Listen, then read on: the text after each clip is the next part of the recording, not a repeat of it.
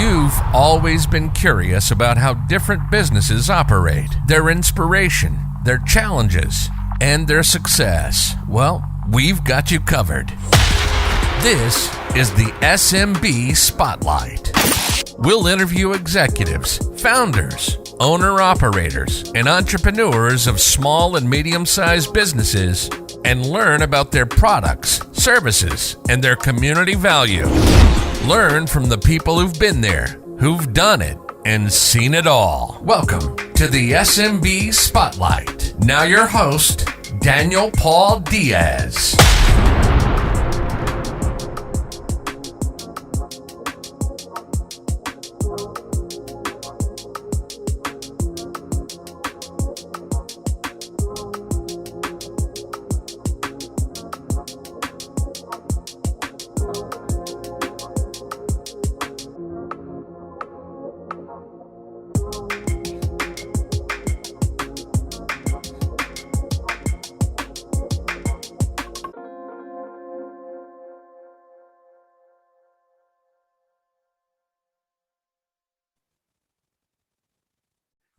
There we go. Hello, everyone.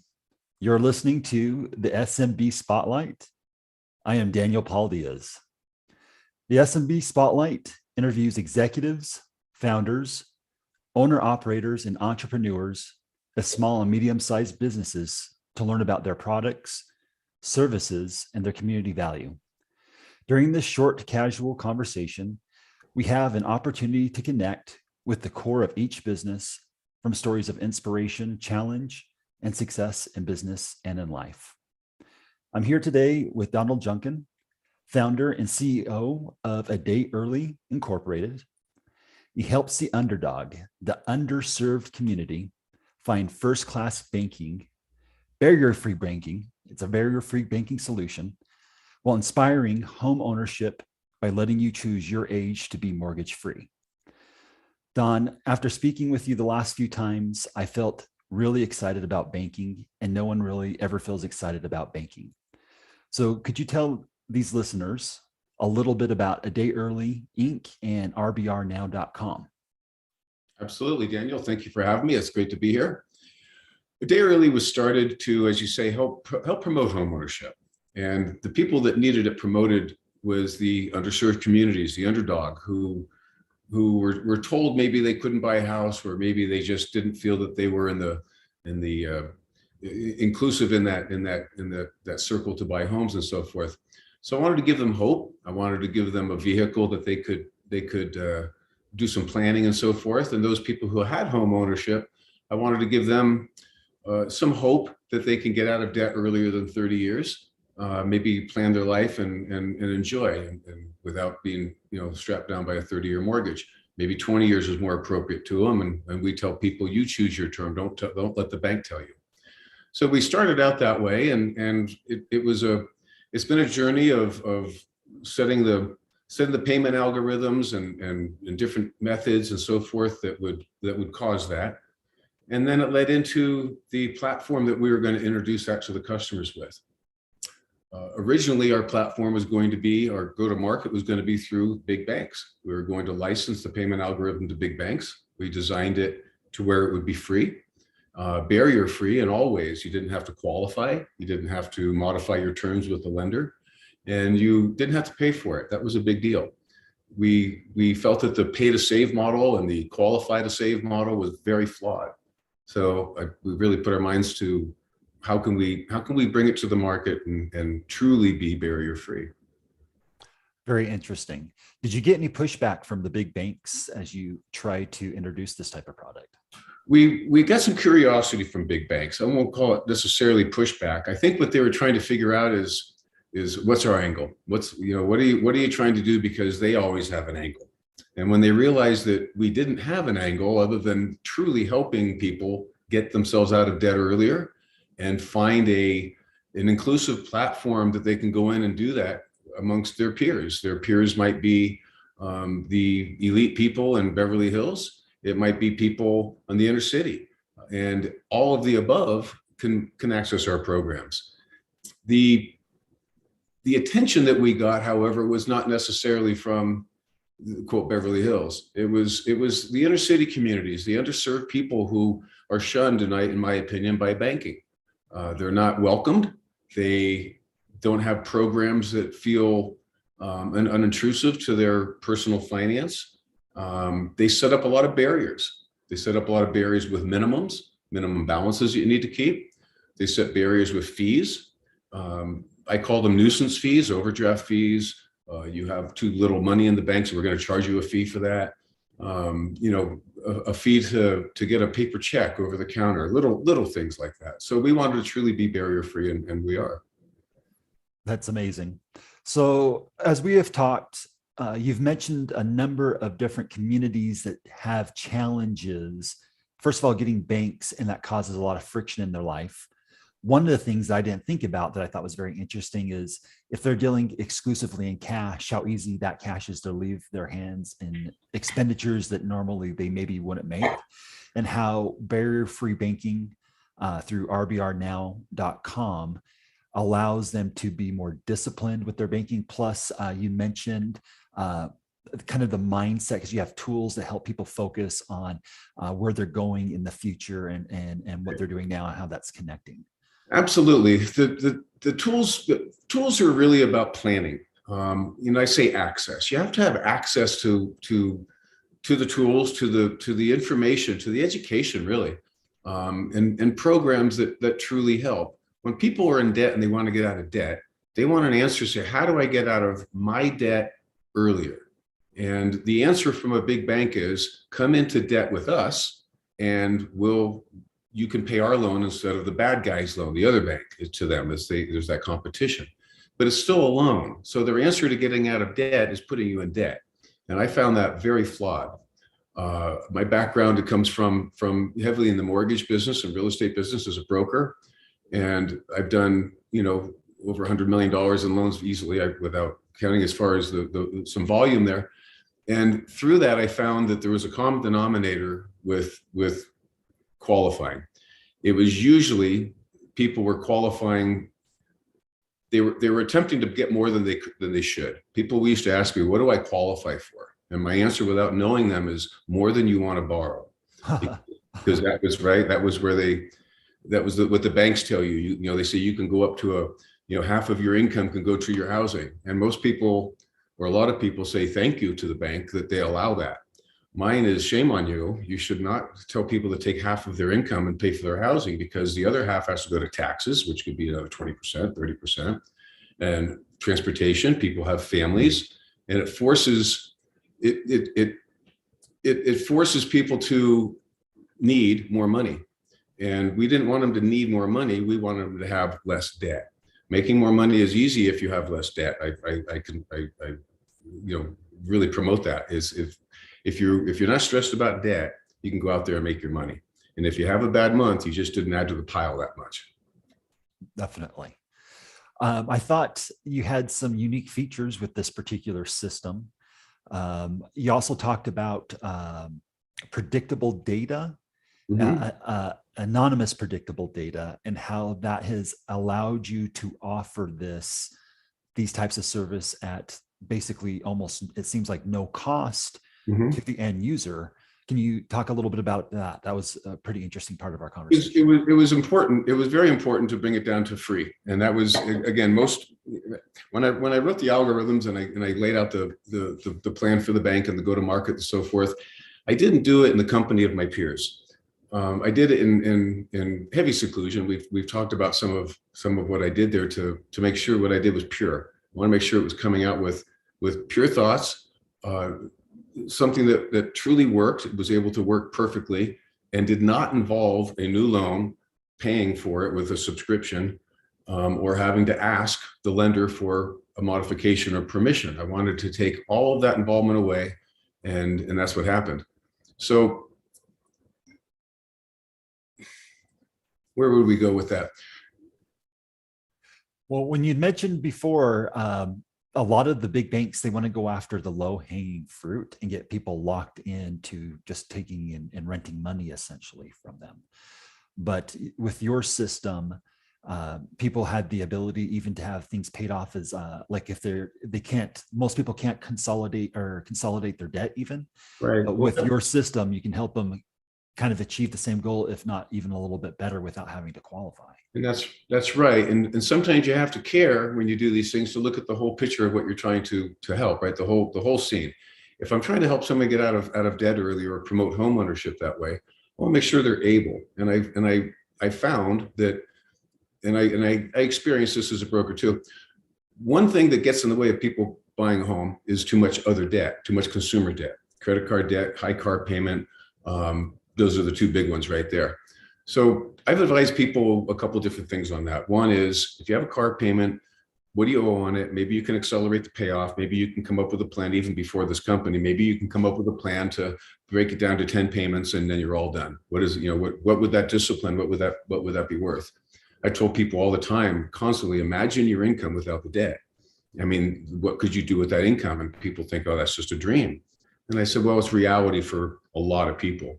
And they're usually the ones who are out there stress-free, smiling, and maybe driving in a nice car because they were able to save and afford that nice car without stressing. So with that in mind, I looked at the biggest consumer debt out there was a credit card debt. Got about 500 million credit cards in the US.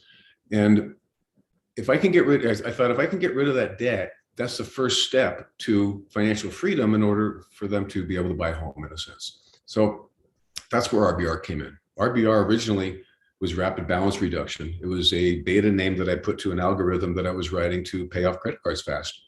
And the goal was to, at the time, come up with something close to a personal loan, something that would help them pay their credit card off faster and kind of mirror or have the same characteristic of a personal loan that they'd have to go out and qualify for. Because most, that's 76%, don't qualify for personal loans. The people that apply at these banks for personal loans, 76% don't qualify, and there's nothing to help them. There was nothing to save them any grief or stress. They were put in the abyss, I call it, in banking. And the other 24%, you had the vultures coming in, if you want to call it that, coming in to say, take our debt. And instead of your debt, our debt is better, and so on and so forth. And common word was debt. So I said, okay, at 24%, they may be disillusioned. They may be setting a goal that maybe they don't know all about that goal. Maybe a personal loan isn't the best thing for them. And I can tell you, you put our algorithm side by side with a personal loan, I can say a 36-month personal loan, apples and apples, our payment algorithm has that credit card paid off in 34 months. And that goes right next to the 36 months. If they happen to go out and qualify for a personal loan, and we have the ability to offer this through our sponsor bank, but we aren't putting it out there because I don't want to be known as someone trying to get debt. But if they qualified for that 36-month personal loan and applied our payment algorithm to it, it pays it off in 31 months. So this it's pretty magical. I exposed it to the banks, and it kind of got known as that magic bullet for credit card debt. And we were on the verge of licensing it to national banks. And one of the guys on my board from Sandhill said, why aren't we a bank if we're so valuable to the banks? Right. So that was in December. And then June 2nd, we received our bank sponsorship, FDIC bank sponsorship. And we are going to market that way, introducing all these algorithms and payments and planning and budgeting and so forth through our own banking service, through our own neobank. And that's allowing us to put it out there purely the way it was intended. We're not having banks, I call it taint it with trying to charge a subscription, or taint it with marketing some of their loan products to them, their ulterior motives, I call it. I kept it purely to help them. And people look and say, this truly does just help us. I mean, it really is helping us. We don't have to pay for it. We don't have to qualify for it. And I don't have to ask permission for it. What's the catch? And it's just a really nice thing to be able to say there's no catch. It's really for you. It's meant for you. And we're smart enough to give it to you that way.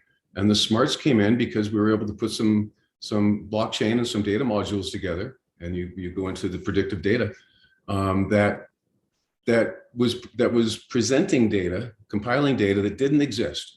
And that's a big statement to make in banking. The data that we have is very proprietary. I won't go too deep into it, but it's predictive data around debt servicing and around consumer habits, as it affects risk and as it affects their personal financial situation. We anonymize that data It's very personal data, and we use it in a very personal way, but it's anonymized and modularized in a way that it's be able to use raw, exposed, without exposing any privacy problems or anything like that. Okay, that's very interesting. I think a lot of listeners would think when they think about data, they're thinking about their email, their social security number, date of birth, their phone number, but that's not the data that you're referring to. You're referring to different bits of like micro data that probably most people wouldn't even really think twice about. And that's exactly, it's truly data that is there to help them. And when you mentioned emails and emails, cell phones, things like that, I wish, because most consumers are trained in the mind of they're going to get my email, they're going to get my phone number, I'm going to be solicited and all that sort of stuff.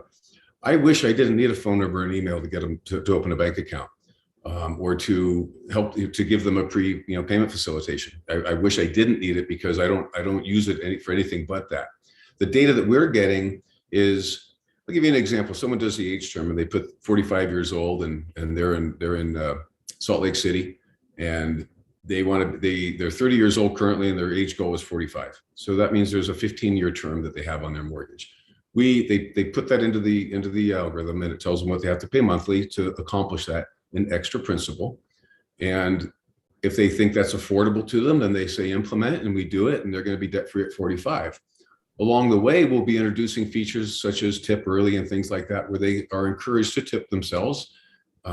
They get a digital wallet with the bank account, has the virtual cards and the Apple Pay and so forth. Every time they use it, we link in there, you're tipping them, tip yourself. And if they do, it goes in and it goes directly to their debt. So if they use the system properly with $5 here, $5 there, that 45-year age term turns into 44 years before you know it. And they start exceeding their goal that exceeds the expectation of the bank in the beginning. That's very cool. It's like traditional banking has kind of a parasitic feel, and this and what you're introducing to people is more of like an assistance.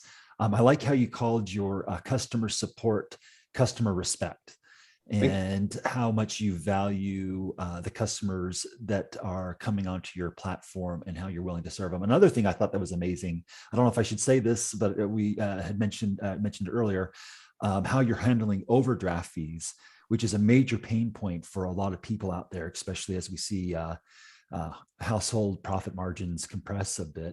Could you talk a little bit about that particular feature? Because I felt that was game changing. Absolutely. There's unravel pieces of those. Back to the customer respect. I appreciate that, because it was an important move. It's one of the features of the company that I'm very proud of and very happy to present to the customer. It is a customer respect department. It takes the place of a customer service department. And it's born from our peers and pretty much anything in the industry. But you look at banking, the number one complaint among most consumers is horrible customer service. And what's horrible customer service? They have a problem, they don't get a solution. They have a problem and they don't get access to whatever they need. They want certain features and they don't qualify for them, and they can't have access to those either. And the most that they're going to get from most customer service today is a referral to somebody who might be able to help them. And that's going to be electronic. It's not going to be a person, if you're lucky to get enough to get the person in the first place. I've dissected a lot of my peers' customer service programs, their AI, which we're familiar with. And their AI is very weak. It's aimed at only what they want to do, which is maybe get them a new loan, open a new account. If they hear account, open a new account. Loan, you want a new loan? No, I'm having a problem with my loan. They don't care about that. They want to know the other. Card, would you like to qualify for a card if you use the word card? That type of thing. And I've noticed very clearly, and the deeper that you get into the AI and how it works and so forth, AI is basically automation, but you can have self-learning AI that really enhances that automation. And that's what we create. We've created that around the existing issues that we know come up. And one is overdraft. So I'll speak with that. $35 could be an overdraft fee. Right? Wells Fargo probably, any of them probably charge $35. $35 can be devastating to a working class family who might have a balance in the account for $200, and they have to get some groceries, they got to get some gas, and they are at the store buying something. And one of those events might have put them $1 over, and that dollar costs them $35. And if they don't take care of it right away, it might cost them $5 a day. And pretty soon their money is gone. That's why there's 60 million unbanked and underbanked people in this country, because they won't deal with banks because of that. They can take you ask a lot of our customers of why it's so important to them that we are barrier free. Why do you enjoy our overdraft protection so much? Why are you enjoying the fee free? What's more important to you, fee free or some of these other features of credit building, say, all right, which we have both. And they say the fee free because we can go broke. Big banks will break us is one response they'll give. Yeah. That's sad. That's very sad for big banks because they don't need an overdraft fee. There's no cost involved. There's no cost of goods. It's based purely on we can do it, we can get away with it, and the people that don't want to pay it, we don't want them as customers anyway because they don't have enough money. Right. And that's kind of how their attitude is. When you look at a bank, holding, 60 million customers, I'm thinking, Wells, Chase, it's in that range where they have that type of customer base. It should be double that. There should be multiple accounts in every family in the United States around that. You got a couple 100 million households, right? Everybody should be having big bank accounts, and you don't have that. Chime is one of our peers. Chime is the biggest neobank in the States. In the world, I believe they're number 2 now, next to Nubank out of Brazil. Chime has a base of about 16, 17 million customers right now, and they're a neobank like ourselves. They're just like RBR. The difference between someone like a Chime, who is a leader in RBR, is Chime offers, you open a checking account, you get a debit card, and they have some features around that: credit building, early paydays, no overdrafts, different things that they could do under certain circumstances. And it was curious in there because when you see no overdraft, is everybody doing that? They aren't really doing that. They kind of do it with certain caveats. If you have a certain balance, if this, if that, if you've had your account for a certain amount of time, there's hooks. And I didn't want any strings attached to it. I want day one, someone can take advantage of that overdraft. And there's an easy method for them to pay it back and repeat use. If they use it 10 times in a month, it doesn't bother us. If they use it just once in a year, that's okay too. Because the rest of the education that we promote with accounts and how to manage them and so forth eliminate the possibility of an overdraft exponentially, just because we care enough to show them how not to do that. Certain things that our cards won't allow. Have you ever, charged something that gives you an overdraft and you think, how did the bank even let me do that? Right. It shouldn't let me do it. We won't. We have that in there. But when they call our customer respect, they're not going to be talking to a computer. They're going to be talking to a person. And that person is going to say, we can help you right now. And before it's even the sentence is done, the button was pushed and they have their money. And they'll say, okay, Daniel, you've got your $30 in the account. Have a nice dinner. You might have, whatever it might be, or now you can fill your tank up with gas or whatever, or it's Christmas time. Now you can get Johnny that, that little race car. I mean, whatever it might be, important things.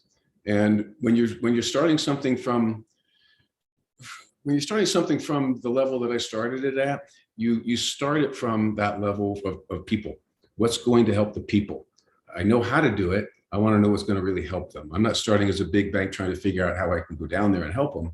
I'm starting down here and saying, this is how we're going to do it. This is what really matters. And that's how the company was built, on what really matters to the underdog. And, they're the people that need help. And we were smart enough to figure out how to do it without charging them money. And that's makes everybody feel good.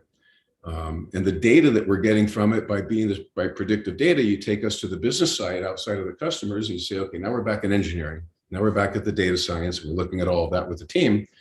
And we came up with some data modules that were well thought out, very core, very specific, that didn't exist in the industry. And that's a big statement to make. You got, thousands and thousands of, different types of data around lending. And it's usually responsive data. It's what happened already. And they do that to try to predict. And they have a lot of models trying to predict forward, and they're flawed because I'll give you an example with a house. Let's say someone buys a house, 5 years later, they refinance the house. 2 years later, they refinance it again. And then they sell that house and buy another house for a 30-year mortgage. They refinance that one 3 years later, and I'm already losing you on the math. How would you find how long it took that person to pay their house off? Oh, you'd never know. Yeah. You'd have to. Being in the industry, I could probably sit down and really look at the history and figure it out and micromanage it. But that's not what you need to do. You have to have that automated. So a little peek into some of the data is if somebody tells me that they're 45, that they're 30 years old and they want to be debt free at 45 years old, and they live in Salt Lake City and they're 30 years old, I can say that millennials in Salt Lake City aspire to have 15-year mortgages. If it's a $300,000 mortgage, I could say that baby boomers in Atlanta with 500,000 plus mortgages are aspiring to be debt free in 6 years, because that's kind of more the ratio. There's always going to be those different ones. That's predictive data, because I can tell the banks now you should be marketing, and when Fannie's packaging loans and putting whatever Fannie Mae is packaging, they're structuring their loans, and lenders themselves and banks are structuring their loans. They do that to try to match a demand. If you remember during short sale time during the recession, there was 40-year mortgages floating around. We haven't seen them in a while. Yeah. I haven't seen those in a while though. They go right back to the 30. That's what's selling as on Wall Street. It all comes down to Wall Street to these banks. When a bank loans the money, it's just an instant. That's it. They're all done with their transaction. That loan gets sold. It gets sold to servicing. Someone's going to buy it, and then Fannie's going to securitize it and put it out on Wall Street as a bond, basically as a Fannie Mae. The loose term, the spice of Fannie Mae's. So how they perform on Wall Street depends on term, risk, and qualification. So we touched two of those, the term and the qualification. I see. So if someone was looking at paying their mortgage down, what steps would they take if they're interested in checking out? It would be a dayearly.com where they would go. They would go to a day early, and I'm going to correct myself. We term and risk, not qualification. Qualifications, that means they already got the loan. We affect the risk, and the term and the risk affect the value of that bond. Our data is very valuable to Fannie Mae, hedge funds, and the like. So someone looks at this, so they go to a dayearly.com. They put their age goal in there, and they fill the rest of it out, asking their current age, their approximate loan balance, and their payment. And they can be approximate for the purposes of that. And it tells them how much extra principal they'd have to pay to hit that age goal. They can either implement it, or they can adjust the age goal if it was too much money, or they can increase or they can reduce that term if they can afford a little bit more. They can play around with it. They can edit it along the way. They can make the first payment and say, I'm not going to do that anymore. Or they can take a break. They can freeze it. They're going to go on vacation. It's going to be a rough month, or maybe Christmas time. They're going to take it easy on the extra. So we advise them there to dial it back, but don't eliminate it. Let's say they're paying a few $100s a month extra. It's Christmas time. They can't afford it. As soon as we see an activity of somebody canceling it, don't quit now. You're on your way. If it's, and we know why they're doing it. If you're having a job, it's usually related to income. It's all personal circumstance. No one's going to stop paying extra when they're accelerating when they have that momentum going down. It's kind of like dieting and you're losing weight. You're not going to go have a big tub of ice cream on purpose. You're going to do it because it's hot out, or whatever the case is. Rough analogy. So when they go through that, we would tell them, bring it down to $10. And we show them what $10 will do on the life of that loan. $10 to save another $40, $50 just for that particular month, and another few days off the mortgage. So why not do it for $10? I've had people come to me and say, I can't afford it. I say, can you afford $20? Of course. Well, this is what $20 will do for you. It's going to knock months off, and it's going to knock, thousands of dollars off. Is that worth $20? So the math is fun to look at with it all, because it works in the consumer's favor. I remember you mentioning too that this works with credit cards as well. Well, credit cards, again, was being the biggest debt, and it's the biggest stress of people. People don't stress so much on their mortgage. They're in it. It's a big part of their life, and they want to get rid of it. We encourage them to get rid of that mortgage early. People will say, well, don't the banks get upset about that? They don't get their interest. And a couple of things on that. Banks make their money originating loans. That's where the bank makes the day they originated a loan, they made the most money in that loan they're ever going to make, which is the origination fee, and they sell it off and they make their selling fee. They make their spread on the secondary market. So once they get that money, in a perfect world, if that loan got paid back immediately and that money was available again, they can loan it out the next day. That would be great, because they can keep making their origination fees. So banks make money on originating loans. The average loan is going to get paid off by a refinance in about 5 years anyway. And if it doesn't happen that way, it's going to get paid off by a sale in less than 15 years. So those are the averages. So 30 years doesn't really happen. And if we're taking a 30-year loan and we're knocking it down to 20 or 22 years, we're way above the thresholds that the banks have already allowed. They're already working on that. So we don't do it earlier than that, but we are accelerating things. We're reducing the banks or the servicers, in that case, the risk. Risk of default is a primary focus of a bank after they make the loan to the servicer at that point. They can't afford to take homes back at a high level, at any kind of a big number. It's literally, it doesn't work in their business model. So being risk-minded, they want to find tools, they want to find systems within their inner bank, such as impound accounts for taxes and insurance and things, that keep people paying a little ahead, keep people ahead of the game and reducing the risk. We do that head and shoulders above any kind of an impound or escrow account by somebody using the algorithm, because as I've mentioned before, just by thinking about using it, by going to our website, by filling out the simulator and taking it to the next step of actually signing up, those actions before any money was ever paid extra have already reduced the risk of default. People just this cycle, it's the way it's going. I mentioned a diet. It's kind of like thinking about a diet. You go to the store and you get a bunch of lettuce and diet food and things like that. You've already started the process, and that's how it is. And as soon as you make that first monetary payment towards your extra principal, you're going to have the excitement from that, the momentum that you're going to see, because we show what's going to happen with that and how far ahead they are. And again, tell people, imagine being 45 years old and not having to spend your paycheck on a mortgage anymore. What could you do with the extra 2,000 or 3,000, whatever it might be, a month? And let them think about it. We can show them and do the math, but at that point, they think that's fun math for them to do. So, so it's like you're able to allow, or you're able to look at someone on a more individual basis instead of putting them into big buckets and creating that dehumanizing factor that's typically in banking with a soul, almost, I would say. Well, yeah, you're right, and it makes it very personal. And that's the whole thing you want. It's each person feels it's personal to them, because it is. It's a campaign designed particularly for them. They didn't have to pay for it. They didn't have to qualify for it. And they didn't have to ask permission again with their lender. It's particularly for them. There are more people with a credit card than with a mortgage. So I wanted to be sure we serve that market. And that's what the credit RBR, being the original credit card algorithm, became the name of the bank, because the algorithm itself really got the reputation among banks and peers as being the magic bullet for credit card debt. I've been asked, how is it possible that it would do that? You're not exceeding the minimum payment, and you're paying off a card in 80% less term. 80%. I mean, that's ridiculous. It's taking significant 13 years down to, it's always 34 months. And some people pay their card off every month, so we accommodate that. So I've had people say, well, I just pay my card off every month. I said, well, you're in that elite few. I said, so it works for you too. You're not underserved. Maybe you're not budgeting so much as people who have to, and good for you. But I bet you might miss that sometime. I bet you pay interest one month because you didn't pay it off on time. And people say, yeah, I do that. I said, we won't miss. I said, our algorithm won't miss. It's automated. While we're all sleeping, it took care of it at that moment. That was the most, a day early, right before the interest was due, is what it's all about, is paying that.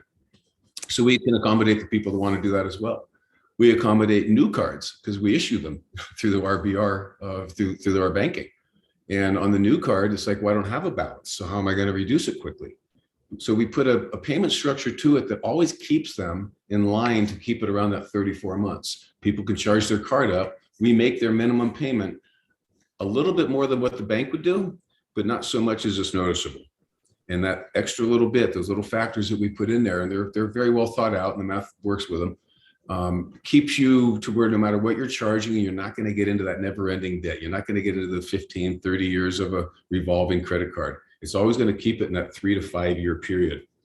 And then when you finally fix balance, you say, now I got to get rid of this balance. Then it just fixes and it gets paid off in 34 months.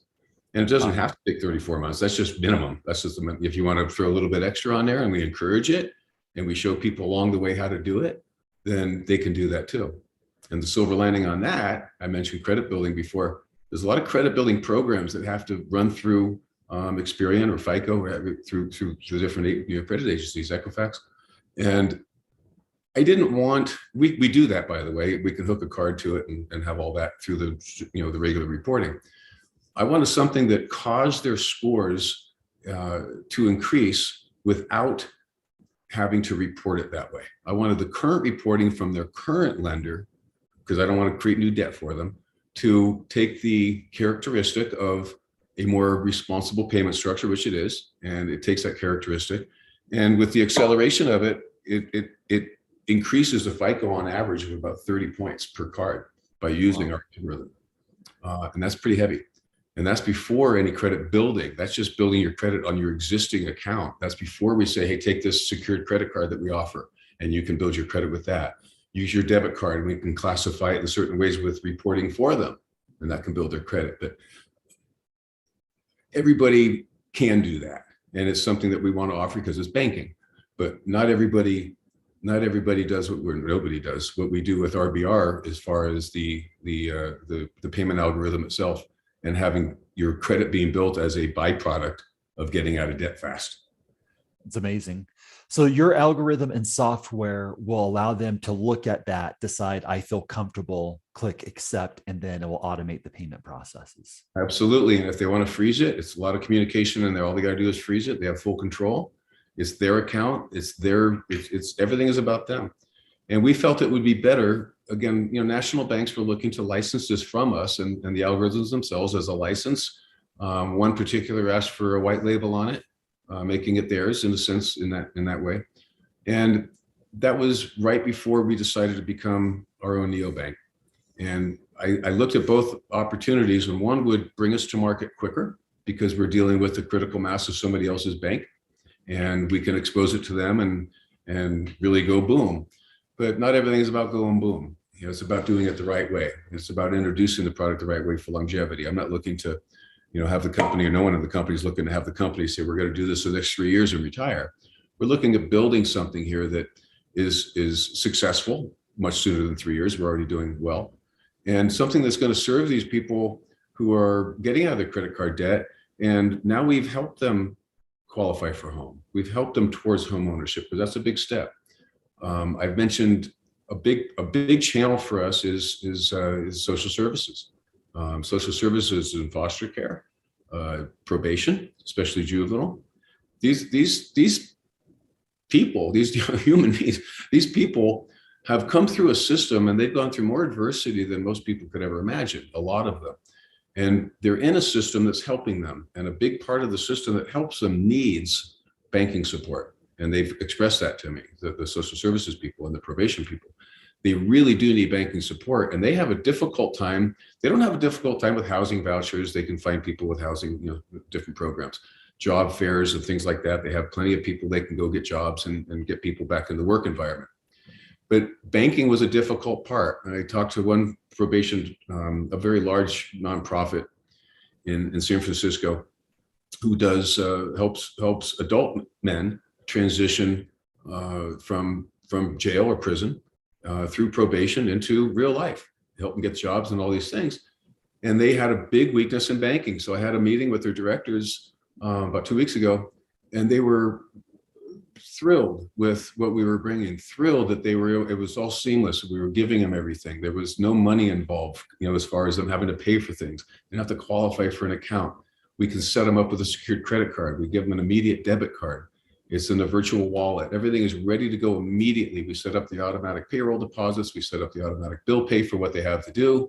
We show them how their peers are spending the money across the board, so they can kind of compare. Just in an educational sense, if they want to look at that, hey, you're spending a lot on groceries. Your peers you're spending 40% more on groceries than your peers. What else are you buying? That type of thing. Or congratulations, you're eating slim. You're 20% under the threshold. Keep it up.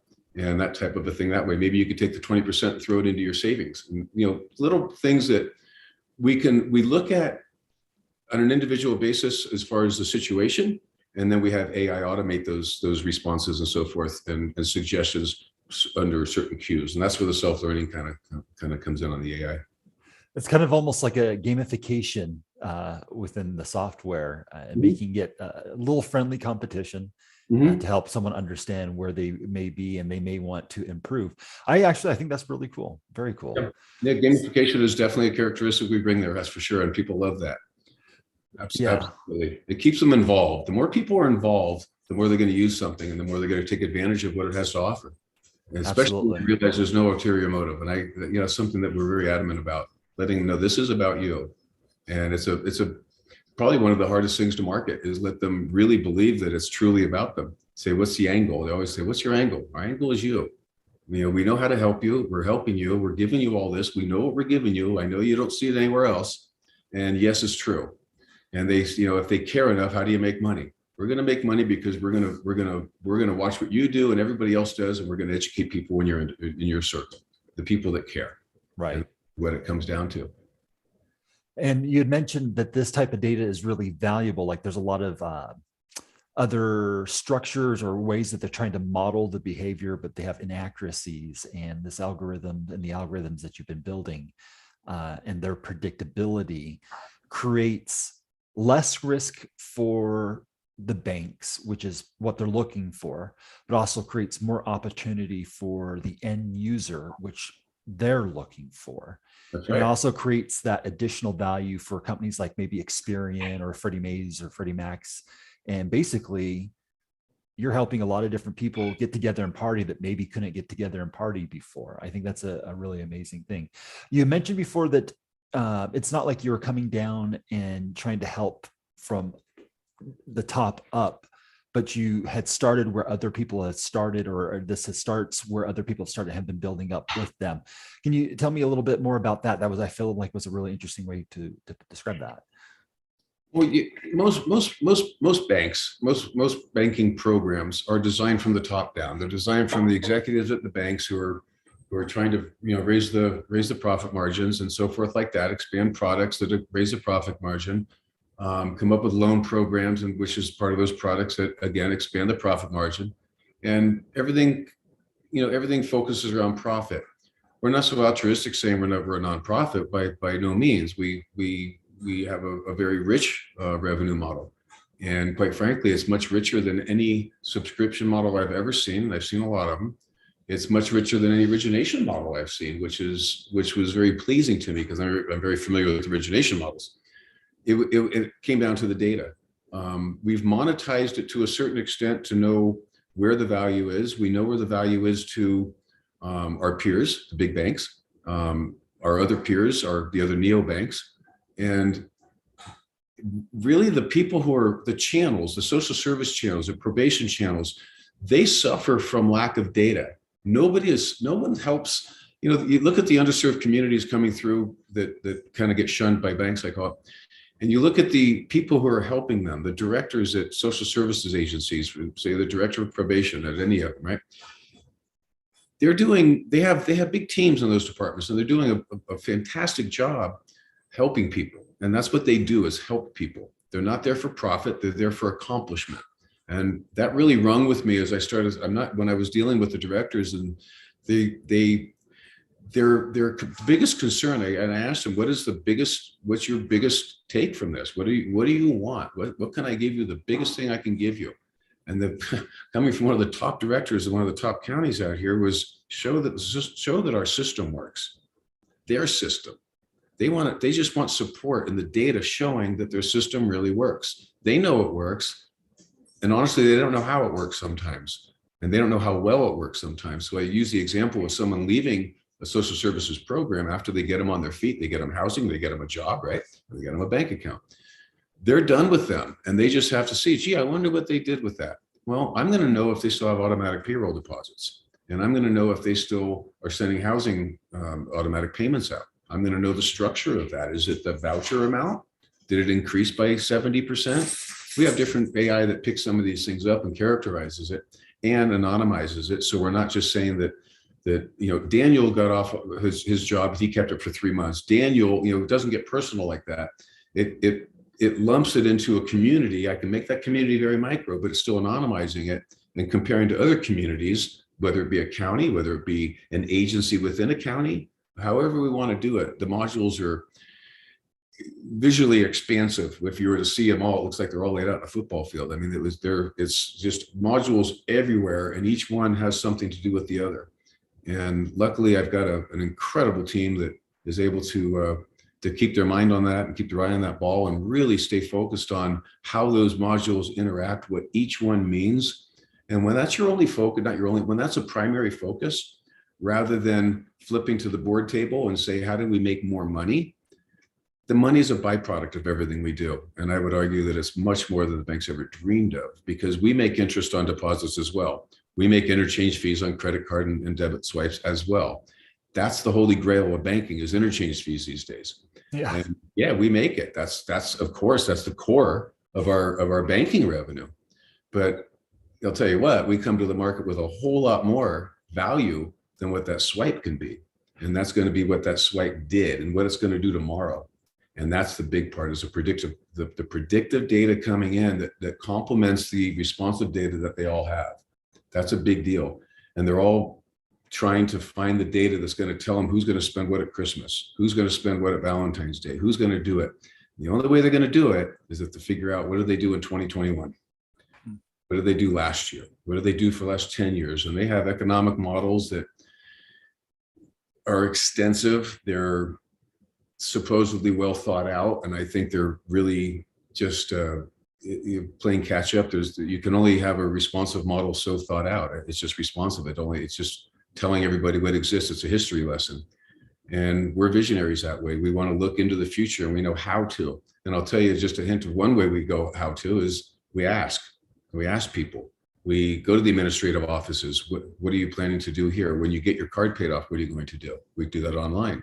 I'm going to buy a car. What kind of car are you going to buy? I'm going to buy a Toyota. When are you going to buy it?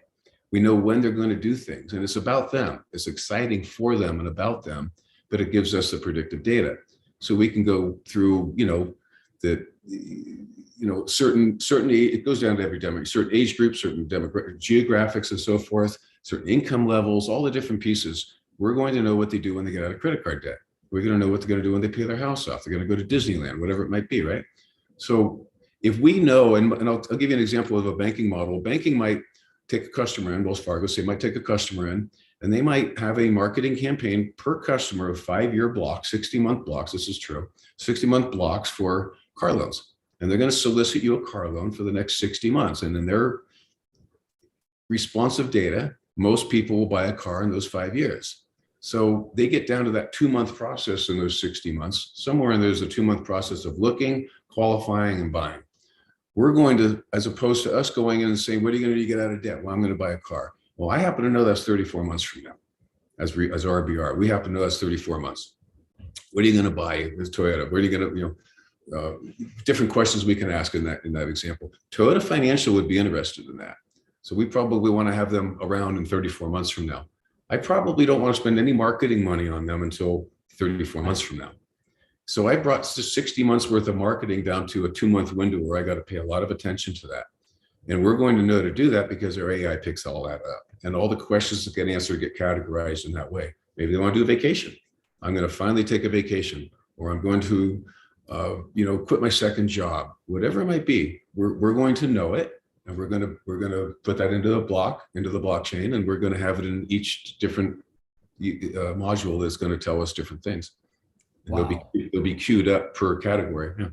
Man, every time we speak, like I get another layer of how personalized the experience is to the end user, and really about helping them identify where they want to get and then enabling them to get there. Right. And your reward is just having them play in your playground, in your sandbox. That's right. And enabling them. Well, that's the whole point. If we're able to do this whole thing, we have market share. And if you have market share, you have a critical mass to educate. And if we have a critical mass to educate, we're going to set a trend. And it may not be, we may be taking away money from one of our divisions, which is lending. And it's the division as a neobank, it's the division, it's the area that I have the least attention put for myself. I really am not trying to, and I know how, it's probably an area that I know the best, lending. But I'm not trying to design loans for them. I don't want to put myself like our peers. I don't want to be compared side by side to somebody who's trying to put somebody in debt. We literally want to get them out of debt. One of our original taglines in the very beginning with the early years, a few years ago when I was making some t-shirts, is be debt free a day early. And literally early is the whole key. Someone can get trapped in debt too. Someone could be 50 years old, refinance their house, and they just recast, they might have had the house for 20 years. They just recast that loan at 30 years. Yeah. It's dangerous because now they're 80 years old. And if they're not told to think about that, they're not coached by the bank to think about that. Once they get that loan, the bank's all done with you. They got the loan, they made the loan, you're done. Just make the payment, or we're going to take your house back, or we're going to, sue you on your credit card, whatever it might be. So we put in there, very clear tutorials, and with the age thing, it makes people think. That's one thing about the age term. It was very personal to the individual, and it made them think about their goals. If you look up, mortgage payoff accelerator, you're going to find millions of them on a Google search, and all of them require you to pay extra principal. It's just a matter of how they ask you. How much more do you want to pay? Oh God, how much? That's not the first question you want to ask somebody. How much more do you want to pay? That kind of scares people away. Right. Say, how old do you want to be mortgage free? Now they can start dreaming. Now they can imagine. We've talked about that. And once people start imagining this stuff, they take themselves away from the bombardment of marketing and so forth. Imagination brings you down to the human level, right? Yeah. And get that imagination. We inspire their imagination, then we give them something that they can focus on. And that's a big part of it. And we give them hope in the solution of it. It's not like do this, and when you're retired someday, you'll reap the benefits. With a credit card, they reap it in less than 3 years. With a mortgage, they can reap it in anything that they dictate. And we show them along the way some of the silver lining. Every time they reduce the term on their mortgage, they reduce their effective interest rate as well. It's just the way the math works. You don't have to refinance to get a lesser interest rate. Just pay that little bit extra and kill two birds with one stone. Get out of debt earlier and lower your effective interest rate by 0.5%. It could be lowered easily within thresholds down like 2% less. I mean, we actually, it happens pretty quickly that way. And then we take all of that, which helps the consumer, and that was the focus. And then we go back. Our boardroom is not where do we increase revenue. Our boardroom is what kind of new data do we get from that? And I don't need 10 pieces. I need one core piece that didn't exist in each category. And then that core piece goes into a certain block of the chain, and that affects the existing data out there. And as I said before, it puts value to it. Wow. Very cool. So if someone wanted to take advantage of like your automated software with like addyearly.com, do they need to have an RBR bank account, or could they have their own bank account, or how would that work? Currently, the way we're doing it now is, yes, you open an RBR bank account at rbrnow.com. You open up your account and you automate the payment through RBR. We do it for free. There's no possible downside to it. Everything's free. The account setup is free. It happens in a matter of minutes.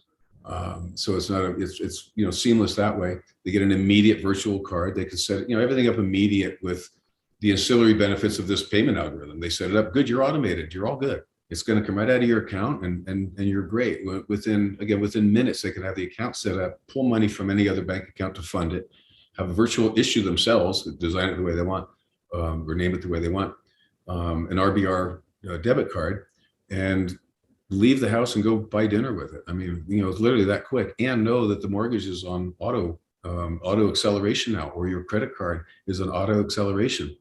Someone can get in and accelerate the program even more if they wanted to, but someone can pay that credit card off, and I can show them how much money they're going to have available on their credit limit on Christmas, just by using it's 34 months is almost 3 years out. But let's just take a few months. Hey, do this for a few months. I'll tell you where you're going to be. Do it for 8 months, isn't it? I'll say it's always surprising to them how much they've saved just by using us in the beginning, and that's where the habit forming comes in. How does someone deposit into this particular bank account? Do you do direct deposit? Do you do cash deposits, check deposits? How's that work? All of the above. You can take a picture of a check and it deposits in that way. You can pull money from another bank account. You literally just go and find your bank and log in through our account, into that account, pulls money and loads it into your RBR account.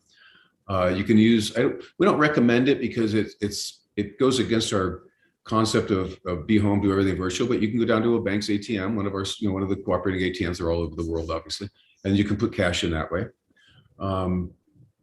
Or have automatic payroll deposits is what we really promote. We want to see people get that automatic payroll deposit in there because it starts off their discipline. Most of the people coming to us, opening accounts, the large portion, I call it the underserved communities and the underdog out there, people who are getting their first account or getting an account ancillary to a big bank account that they don't use because they don't dare use it because it could charge them fees, that type of a thing.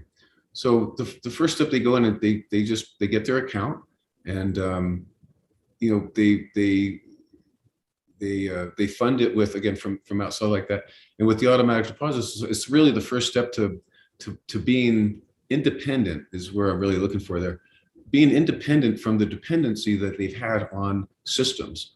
And there's all types of people that use the social services systems and different agencies and nonprofits. There's people that take advantage of it, and then there's people that use it for what it's really intended for, which is to help them and get them to the next level.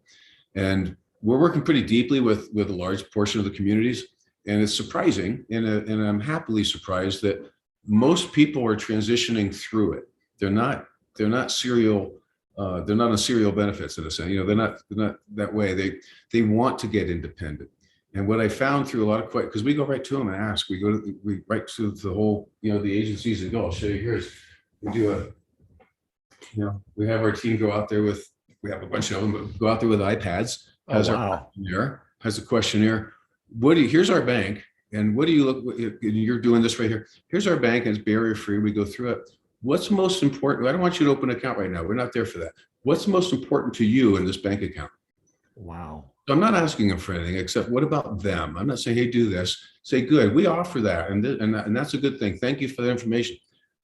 Once you open RBR, let me show you how easy it is to open an account here. And by the time you get to that window over there and get your check, you're going to be able to put it into your account here. And you're going to have more money at the end of the week by having an RBR account than if you took that check to the check cashing place. And people are receptive and responsive to that.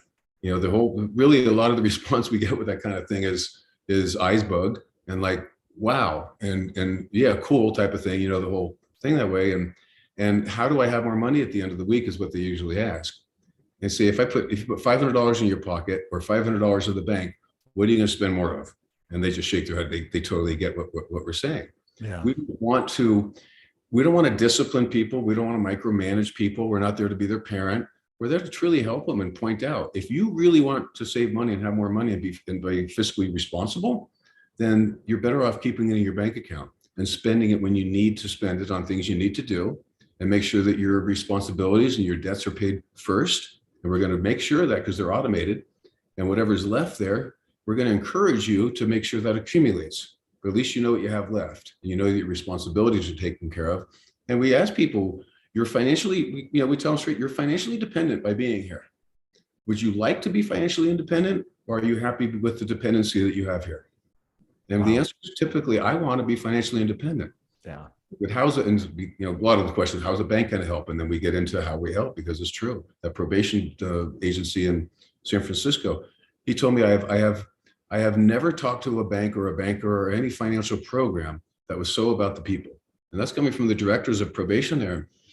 And of course, I thanked him, and I said, well, you're reading us right, because we really are. And I tell people, when they ask how you make money, it says money is a byproduct of what we do. I mean, it's really simple, and you can't just do something good and hope that there might be some money there. We know where it's at. Right. We'll focus on the things that the customer doesn't have to pay for. I'm not reaching in their pocket. I'm reaching in the bank's pocket. The data and the agencies, the people who can afford it, Fannie Mae, hedge funds, banks themselves, they can afford the data that we have. And quite frankly, they want it. They need it because it helps them make more money. It helps their bottom line, helps them reduce their risk, helps them design better products and so forth like that. Interesting. And the return to the customer base is design better products that are more aligned with our behaviors instead of some random person trying to pull something out of thin air. We actually got some real data, and they can actually give us some useful tools down the road, or as soon as possible, as opposed to how it has been. I think that's amazing. I think there might be a way to fix the relationship between the banks and the common people out there that have relied on them to protect their money, but end up, for a lot of reasons, feeling abused. Mm-hmm. And I think, I don't know if this is for sure, I remember reading this or hearing this before in the past, that the overdraft fee is one of the biggest profit line items in the banking service. and people have had it run away on them even as much as $500, $600, $700, and they'll just keep getting smacked with the overdraft fees. One of the features I thought that was interesting in one of our conversations is that you are, and I think we mentioned it here, giving people the ability to have that little bit of leeway without throwing them in so much debt that they can't even get back out. Then their accounts get closed and they can't get accounts anywhere. And then they're in this spiral loop that's very difficult to get out of. Absolutely. I've been there at one point in my life, earlier in my life, where I was trying to figure out who I was at and dealing with some different challenges. And I had to get one of those forgiveness accounts from Wells Fargo and have someone co-sign with me. But even to get someone to co-sign with me at that point was really difficult. So you're saving people embarrassment, saving them. I would say embarrassment is probably one of the biggest things, and then making it easier for them to overcome a challenge, get back on their feet, get moving forward. Absolutely, because all of those feelings that come, whether it's embarrassment or they feel demeaned or they feel unincluded or they whatever, they're all negative feelings, and none of them are necessary. The only reason those feelings are coming out is because someone designed a system that was able to break people if they made a mistake. And it's certainly not a fair system by any means. And I say, are banks bad? Banks aren't bad. We're in banking. I mean, we're not bad. It's the people running the banks. That's the thing. When a company goes public, or any corporation for that matter, it's the responsibility of the people running that company to make money, to make profit. And that's just economics 101, right? I mean, that's what they do. Otherwise they would be a nonprofit. And to do that, they're usually going to do what everybody else does, what works for everybody. They look at the existing models and they see if they can enhance the existing models. And I'm glad they do that, because it leaves the playing field open for guys like me to come out there and say, good, you guys keep going in the circle over there and keep trying to make money on the way everybody's making money. And I'm going to try to find a way to do it that doesn't exist. And I'm going to find one that people really like. And I'm going to see if I'm smart enough to make money with it. But first thing I'm going to do is create something that I know will work.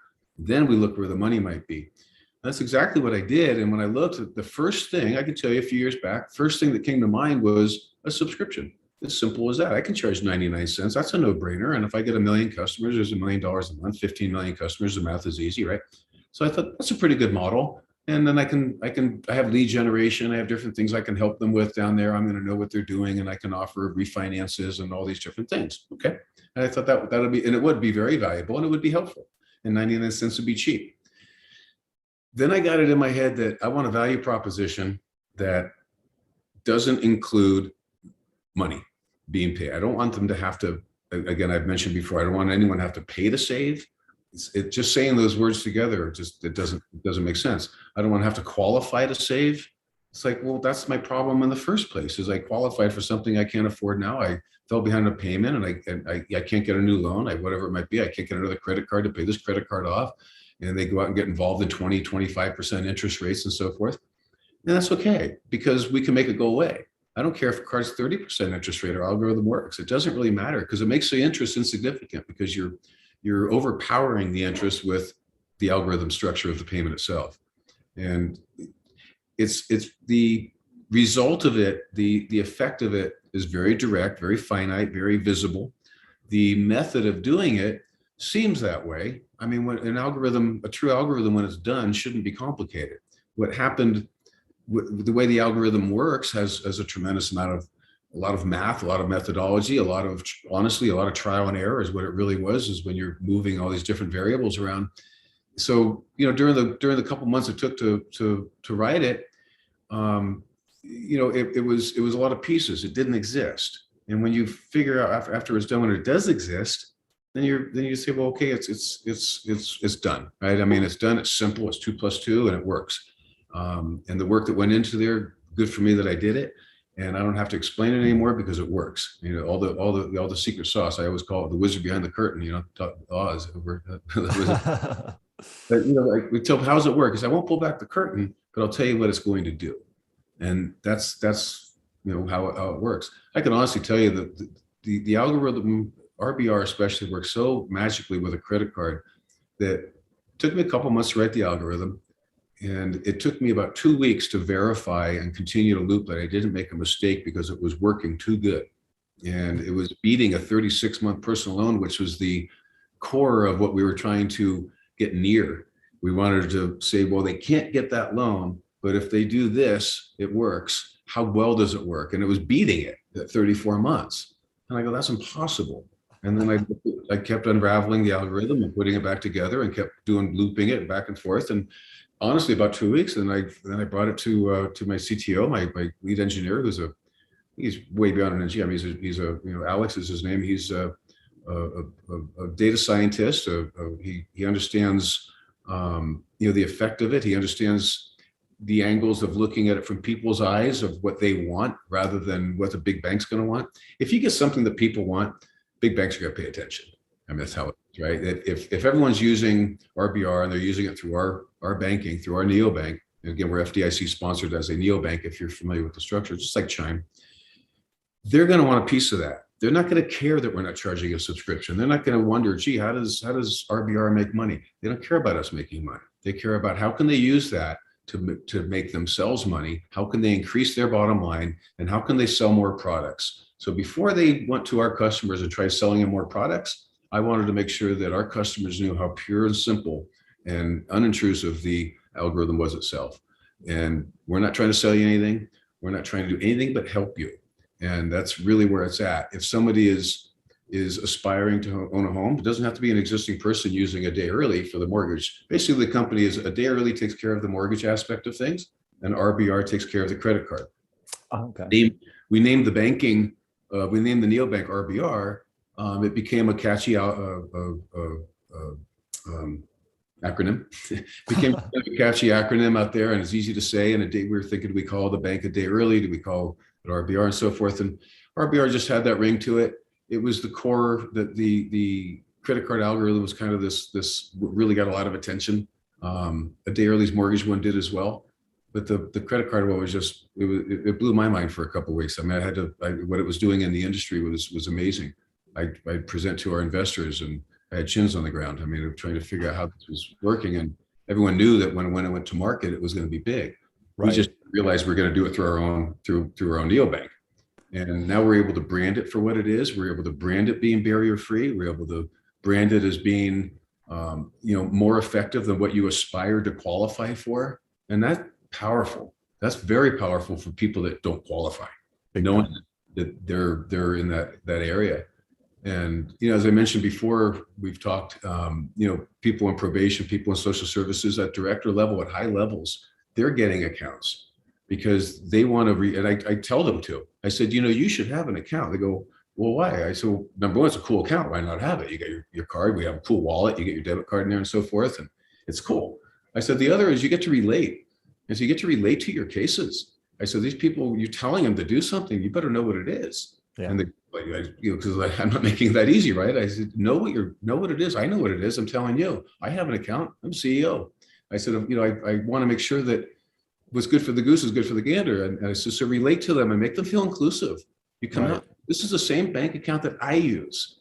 They're not going to feel like they're taking something at a discount or they're taking something isn't as good as big banking. We're very much as good as big banking. We just offer much more. We offer things much more consumer centric than a big bank ever considered offering. Our sponsors are big banks, right? So they know what we're doing that way too. And yeah, I mean, it's of interest to them. Our relationships expand as we do this, a little bit different than most sponsors and sponsor and neobank relationships, because when they see what we're doing, they want to have part of those algorithms for their other banking, for their regular banking business, which is quite a compliment. Definitely. Wow. All right. So RBR now for the credit card side, addyearly.com for the mortgage side. I think it was a great idea for you to become your own neobank. It does protect the integrity of the overall plan and what you're doing. Mm-hmm. And I feel that is amazing. Is there anything that I haven't asked that I should have asked by now, do you think? Well, let me throw a question that I get asked by people who open an account. And these are just the real people out there is And it's just that loaded question from some, I always like simple questions. It's just bring it down to the core from people who are going to be signing up. Why do I need one, and what do I get out of it? What's it do for me? Right. And that's really what you get. Why do I need one? Well, you want to function in society. You want to function in the financial world. It helps. I never tell them they need it. So you can do whatever you want with cash and check cashing places and money orders. Not. It enables you to operate like everybody else. This isn't just for people getting on their feet. This is for people getting on their feet. This is for people who are majorly on their feet. Everybody is on the same level playing field with RBR that way. There's a benefit to everybody. Just because there's no overdraft fees and no account fees or any type of fee whatsoever doesn't mean that someone with a lot of money or someone who operates with high balances or many mortgages or pays their credit card every month and so forth doesn't mean that they want to pay fees. And just because they can afford those fees and say, well, I keep more money in my account, I don't pay fees. What if the balance drops down? You happy with the $5? It's kind of a gotcha. No one wants to pay that. Right. So, we cover across the whole board. We truly are for everyone that way. But everyone is inclusive of the underserved and the underdog. Very good. Wow. Man, I am thinking about some of the conversations we had before we end here. I wanted to just give them a chance to maybe get a glimpse of you on a personal level. You told me that you have spent a tremendous amount of time by yourself out in the wilderness. Do you have any inspiration to share about any experiences with that? You spent time in the cabin throughout the winter time, as I understand, by yourself out there in the wilderness. Yeah, I've lived out in the Donner Summit for a few years. The Donner Summit, if you're familiar, is the summit in California near Lake Tahoe area and so forth. Is where the Donner Party crossed. Oh, okay. It's where some of the Donner, where I live, is where they crossed, and where some of them survived and some of them died. And I've been living in that for several years, and I've been writing the core of the algorithms there, writing the business plan there, looking at the go-to-market, how it would go that way. And I wanted to really seclude myself. I was a very active broker in real estate and mortgage. You're familiar with mortgage, and my mortgage volume was about 10 million a month. I mean, so you can imagine that was a pretty good business for me. And I knew how to do something bigger. And I knew that if I were to do that, I needed to burn that boat, in a sense, the broker boat, and sit on an island until I could build another boat and get off of it. And the island to me was the mountains. And I bought a very large parcel of land out there on the river and had my own little paradise, even though it was, again, the summit and pretty heavy winters and so forth like that. And yeah, I would sit inside a little small cabin that I built off grid for myself. It was 40-degree weather inside, 5 degrees outside, and sit in the computer and just keep typing and throwing wood in the fire. And it wasn't a weekend retreat. It was a several-year retreat. And I was going to stay there until it was done. And I tell people honestly, I thought it would take about a year, and it took a few. Really get it that way. Something that I was adamant about was being uncomfortable, making sure that I was uncomfortable, because there was only one way I was going to get out of it. I had no golden parachute. I didn't get myself one anyway. And to make sure that I wasn't tainted by anything going on in the industry. I wasn't looking to see what other people were doing. I wasn't looking in my space of, what are my peers developing? What's out there for different accelerators? I built it from scratch and built it in a core way that way. And then I looked. And when I looked, I was pleasantly surprised. And that really expanded it further, because I was able to expand on some of the core things that didn't exist and really go down that road, including the data that we've talked about. Yeah. And the team grew, and at that point the team grew, and I became more social in society again, a little less. Started putting everybody together, and it's worked. The whole process has worked really well. And but I would say that to do something like this, there's a couple of ways you can do it. You can come out of school and you can come out and pencil it out and do all those type of things and look at your peers and say, what can we do, and have some camaraderie around it. Or you can do what I did and remove yourself from all of that, get yourself in a very nice area in a lot of ways, but a very uncomfortable situation, very survival type of situation sometimes, quite frankly, and force yourself to do something special. And that was the road I took. I can imagine the clarity of mind in that situation was probably pretty. The clarity is incredible, Daniel. Yeah, the clarity that you get for yourself, your mind, how things work, it doesn't shut off. I didn't have, I didn't stop at 5 o'clock and do. I mean, this was a 24-hour a day over years. I mean, this was one of those kind of things that, I would leave the property once a day, go get some food, whatever I was going to do for that day, but didn't worry about eating much. I didn't worry about nutrition, all those sort of things. All I did was make sure I ate enough. I always exercised, keep the health going, and was single-minded in what I was going to do. And when you're doing these things, you once you start, and I mentioned a football field visually, a little while ago, the way I've described it to people is I have all these variables in my head and I visualize them, and when I put them out there like a grid, and you're literally looking at something big like a football field, or in my case, a mountain, and I would just put them all together. And you can do that over hours and without distraction. And you're not writing it down either. You're just doing it and you're looping it in your head. And then you go back to the computer and you build it on a spreadsheet and you go back, and the process continues over and over like that. So yeah, I would attribute a lot of the products and the success of the products and the structure of what we have and the go-to-market, all of the attitude about it to that, removing from the industry. And then when I started talking to big banks, getting our sponsor, even before the sponsorship, I was getting received very well, because it was, I was confident with the product. I was confident with our go-to-market, and I was confident in the sense that, or they were confident in the sense that we would be successful without charging money for all these things with our model, because I would explain the data to them a little bit with an NDA. I explained what we had going, and they recognized the value in that. It's huge. Yeah, I thought that was very fascinating, that methodology. Not a lot of people would try that. And so helped me form a deep respect for who you are as a person and that core value that's showing up in RBR Now and a year early.com.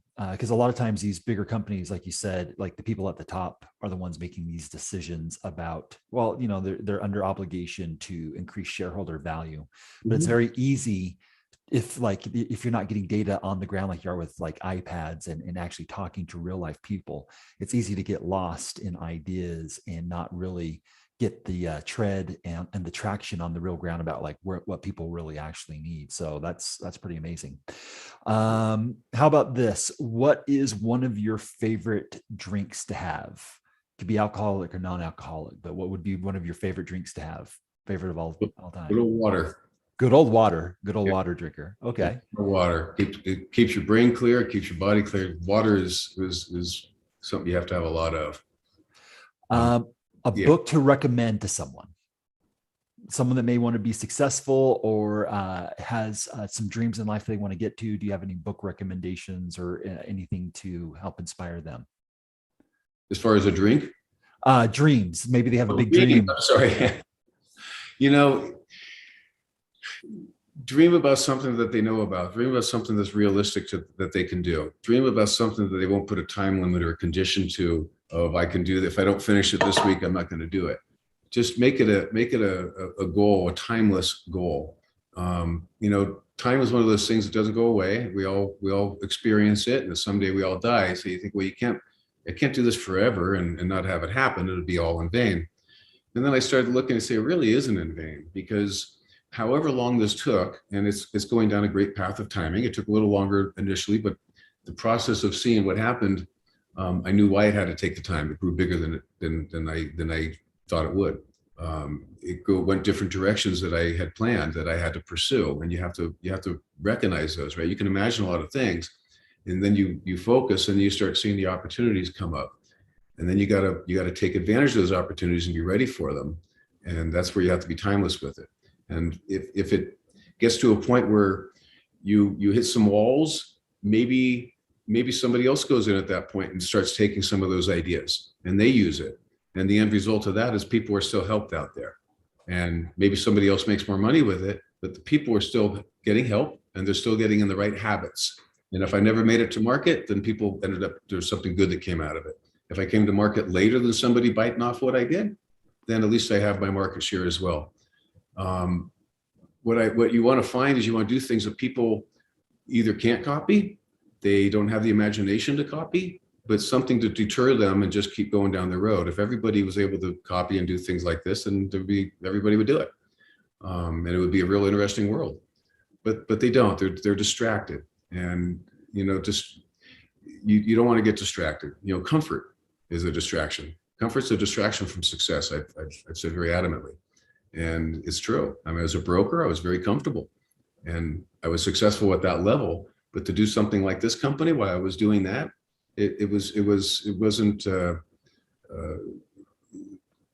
The motivation there is deeper when you commit to something. When you can commit to something, it's not just an extra thing to do. Not I'll give it a try, that type of thing. You just, it's what I'm going to do. I remember you using the phrase "burning the boats," Mm-hmm.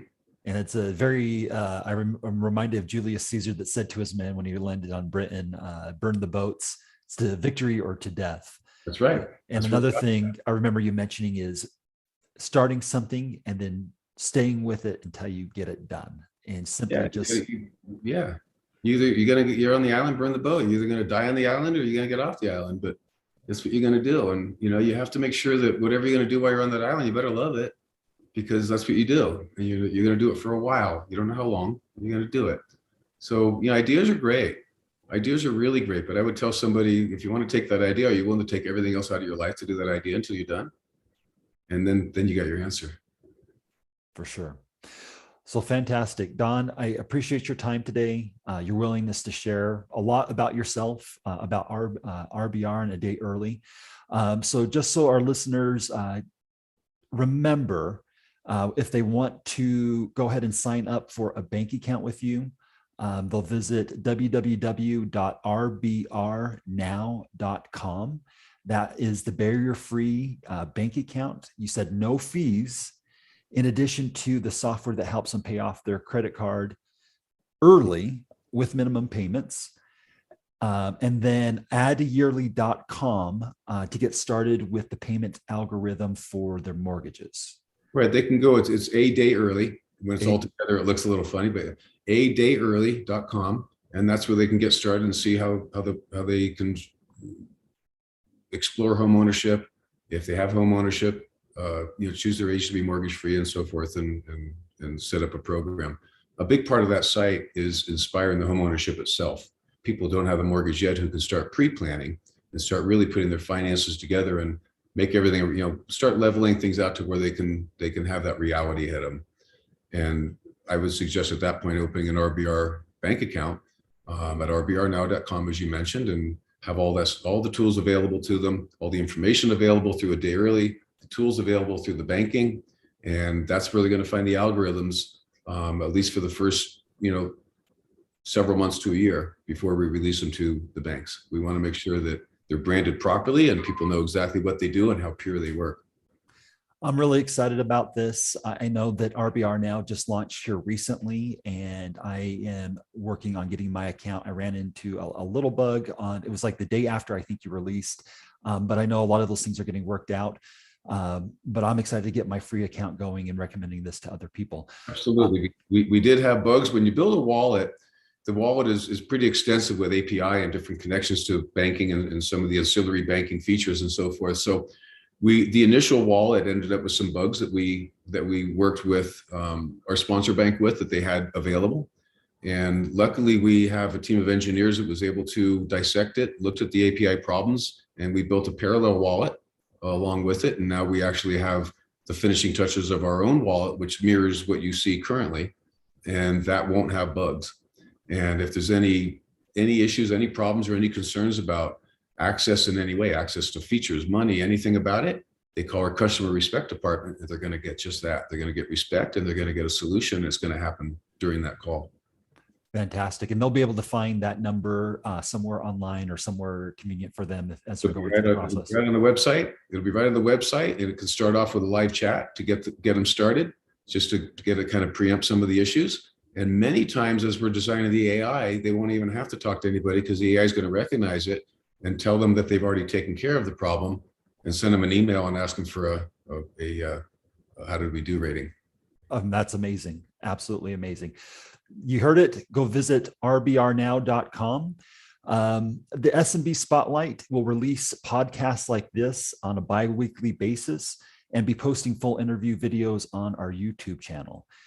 In addition, you can find us at www.thesmbspotlight.com to connect with your favorite channels and or social media. You can find us on all platforms, including Spotify, Google Podcasts, SoundCloud, and Amazon. Be sure to follow us and join our SMB Spotlight alerts for exclusive content in the future. And Don, I look forward to having you back here in the future, maybe in the next 9 to 12 months, and we can do a where are we now and hear about everything that's been happening between now and then. But thank you everyone for listening. This is the SMB Spotlight. I'm Daniel Paul Diaz. Thank you, Daniel. You've been listening to the SMB Spotlight. Our passion is to interview business people from all walks of life and business to find out what they're about, what makes them tick, their inspiration, their challenges, and success. We hope you've enjoyed the show. Make sure to like, rate, and review. And we'll be back soon. The SMB Spotlight is created and sponsored by Aptus Merchant Services, Inc. Hit the website at www.aptusmerchantservices.com. And for more of our shows, the website is www.thesmbspotlight.com. See you next time.